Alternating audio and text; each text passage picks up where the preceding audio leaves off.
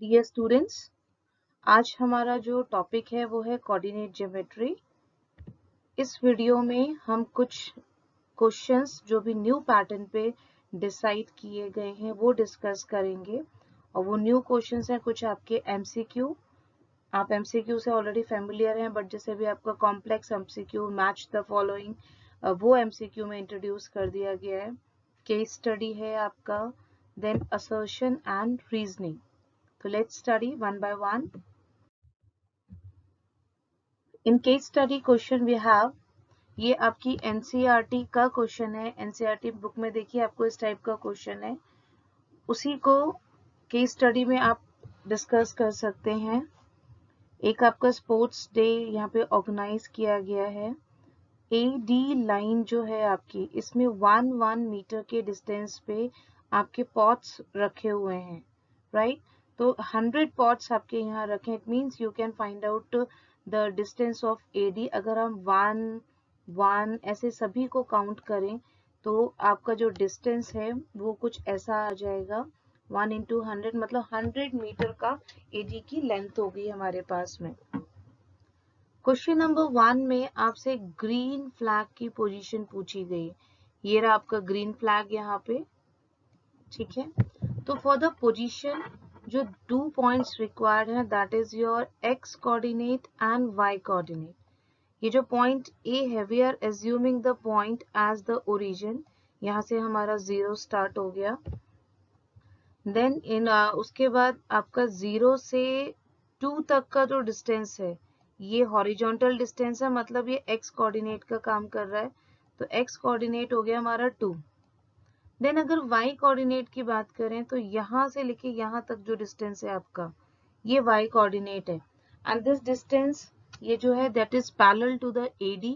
तो मुझे AD में निहारिका ने कितना डिस्टेंस कवर किया है वो फाइंड आउट करना है, and that is given in the question. वो डिस्टेंस 1/4 है। देन 1/4 ऑफ द 100 आपके पास आ जाएगा 25। तो जो 25 आया है ये y कोऑर्डिनेट को रिप्रेजेंट कर रहा है। द ऑर्डर पेयर जिसमें हम लिखते हैं, x को पहले लिखा जाता है, y को बाद में। तो 2,25।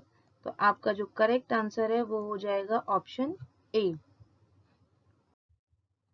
देन सेम एज आपको रेड फ्लैग की पोजीशन बतानी है, तो consider A as origin, distance horizontally आप यहाँ पे पहुंच रहे हैं, तो x कोऑर्डिनेट हो जाएगा आपके पास में 8।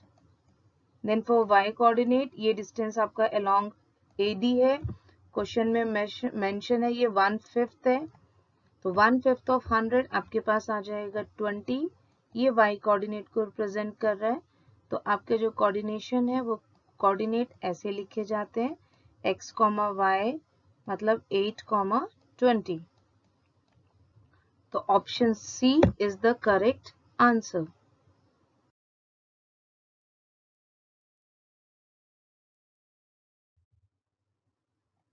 Then you have to find out the distance between two formula. You know that for finding out the distance हम जो है वो यूज करते हैं आपका डिस्टेंस फॉर्मूला। तो we have 2 points, point G and point R। तो डिस्टेंस फॉर्मूला है मेरे पास में, उसमें आप वैल्यूज पुट कर देंगे। वैल्यूज पुट करने के बाद सॉल्व करना है, स्क्वायर सॉल्व करेंगे। एट लास्ट हमारे पास आया है √61। एंड √61 जो है वो सॉल्व नहीं हो सकता, उसकी फैक्टराइजेशन पॉसिबल नहीं है। तो करेक्ट आंसर जो है वो यहीं पे हो जाएगा आपका। According to the option the correct answer is option C, 61। फिर यहाँ पे आपके पास रश्मि कोई एक और थर्ड स्टूडेंट को यहाँ पे इंट्रोड्यूस किया है। उसके पास आपका ब्लू फ्लैग है, ठीक है। तो जो ब्लू फ्लैग आपको ये जो लाइन है हमारी रेड और ब्लू, उसके इन बिटवीन कहीं लगाना है, ठीक है। तो देखिए इन बिटवीन का मतलब ये हुआ कि ये जो पॉइंट है ये इसका मिड पॉइंट हो गया। तो मिड पॉइंट निकालने के लिए हमारे पास फॉर्मूला है x1 plus x2 upon 2, y1 plus y2 upon 2। हमारे पास कोऑर्डिनेट है G एंड R। आप यहाँ से x कोऑर्डिनेट ले लीजिए 2 and 8।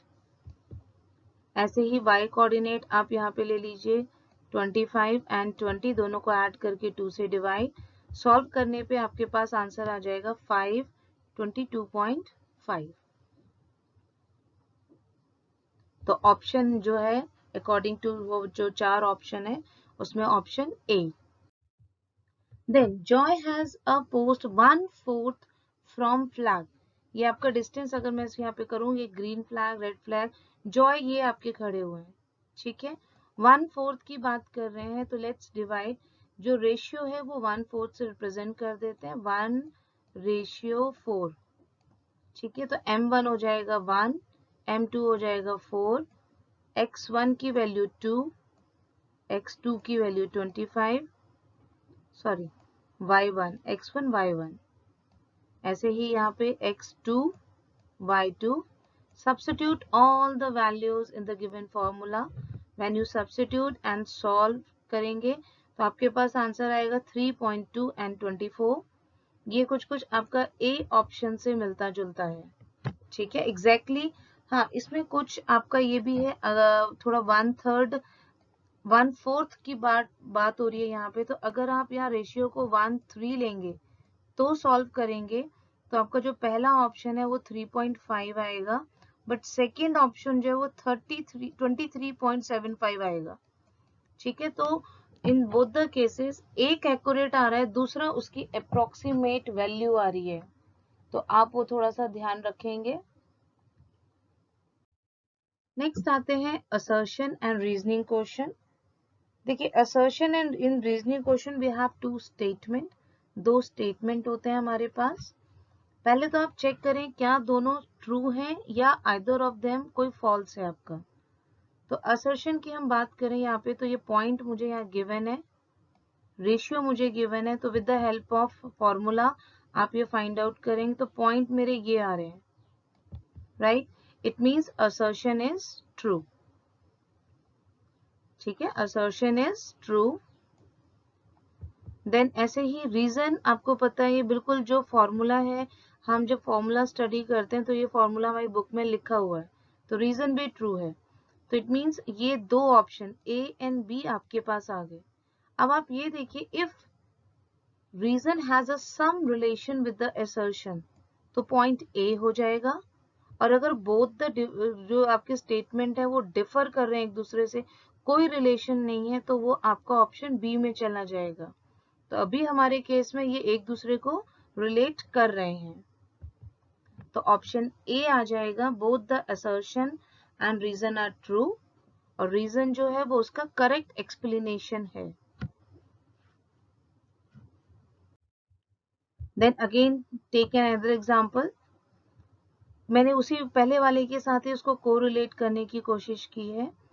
ये मेरे पास एक स्टेटमेंट है, आप इसको सॉल्व करेंगे आपके पास आंसर आ जाएगा 2/3, इक्वी डिस्टेंट वाला क्वेश्चन है, तो असर्शन ट्रू है, रीजन जो है एक डिफरेंट स्टेटमेंट है वो भी ट्रू है, बट अब आप देखिए ये दोनों ट्रू हैं, बट रीजन का असर्शन के साथ में कोई रिलेशन नहीं है, both the statement are different from each other, ठीक है। तो ऑप्शन बी हम सेलेक्ट कर लेंगे कि दोनों ट्रू हैं, बट रीजन उसका करेक्ट एक्सप्लेनेशन नहीं है।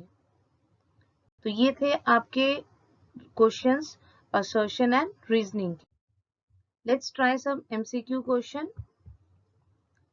मेरे पास एक क्वेश्चन है, यहाँ पे डिस्टेंस निकालना है ओरिजिन से, तो आप डिस्टेंस फॉर्मूला निकालेंगे, वैल्यू पुट करेंगे, सॉल्व करेंगे, तो आपके पास आंसर आ जाएगा ऑप्शन सी 10। फिर ऐसे ही रेशियो का क्वेश्चन है, तो x x ratio find out करनी है आपने। आप यहाँ पे एक लाइन जो है वो ड्रॉ कर सकते हैं अपनी तरफ से, ऐसे करके एक्स एक्सिस उसको कट कर रही है। तो देखिए इसका वाई कोऑर्डिनेट जो है वो 0 है, तो आप इन दोनों को इक्वेट करेंगे तो यहाँ से आंसर निकल आएगा, के की वैल्यू आएगी 4/7, तो ये हो गया ऑप्शन सी 4/7। सो स्टूडेंट्स हमारे पास एक मैच द फॉलोइंग है, यहाँ पर we have some degree of polynomial at the one side, यहाँ पे लिखे हुए हैं उनके ये पार्ट्स हैं A B C D E, polynomials यहाँ लिखे हैं 1 2 3 4 5। You have to choose an option from 1 to 4, कौन सा आपका सही है। तो इसके लिए आप क्या करेंगे, जैसे हर किसी के आगे जो पॉलिनोमियल है आप उसकी डिग्री लिख लीजिए। जैसे इसकी डिग्री हो गई 5, ठीक है। तो ए ऑप्शन आपका जैसे यहाँ पे है, इसकी डिग्री 1 है, देन आपकी इसकी डिग्री 4 है, इसकी डिग्री 2 है और इसकी डिग्री 3 है। अब आप यहाँ से मैच कर सकते हो। जैसे ए की डिग्री 1 है तो 1 है आपका 2, तो आपका ये 2 ऑप्शन हो गया। देन बी की डिग्री 2 है तो ये वाला जो पॉलिनोमियल है फोर्थ वाला, ये डिग्री 2 का है, आप यहाँ पे 4 लिख लीजिए। देन डिग्री 3 आपका 5 का, डिग्री 4 आपका ये वाला थर्ड वाला, एंड देन आपका ये 5। अब आप मैच कर लीजिए 2 4 5, नहीं एक मिनट, 5 वाला 1 है, 1 है, तो 2 4 5 3 1, तो ये फर्स्ट ऑप्शन जो है वो मैच कर रहा है। It means option 1 is the correct answer. तो ये हमारे कुछ डिफरेंट टाइप के क्वेश्चंस थे जो भी आपने सीबीएसई ने आपके न्यू इंट्रोड्यूस किए हैं।